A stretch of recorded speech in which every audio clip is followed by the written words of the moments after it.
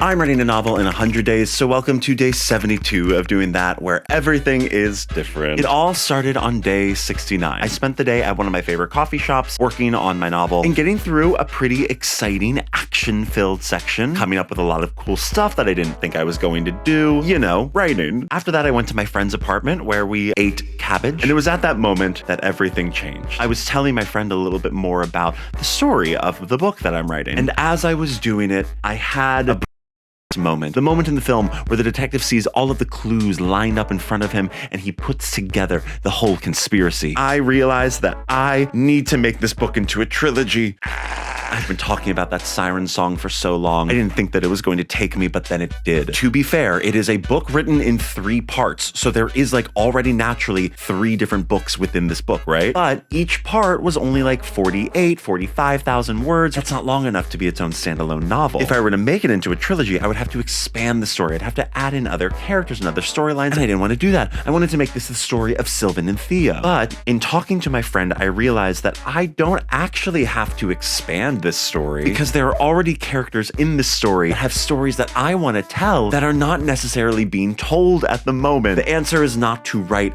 out and expand. The answer is to write down. So then on day 70, while I was baking a cake for my cat's birthday party, don't ask, I spent my time planning out the chapters that I would need to add into part 1 of the current novel to make it into book 1 of this trilogy. Then on day 71, it was the actual birthday party for my cat.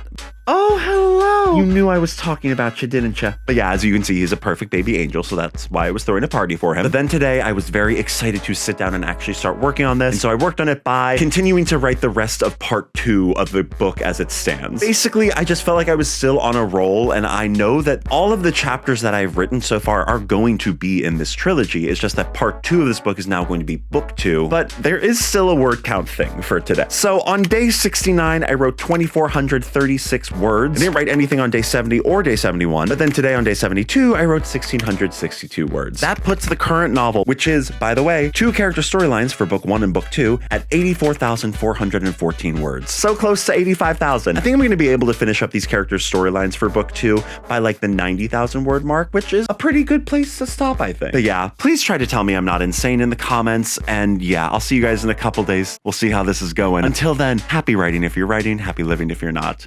Bye!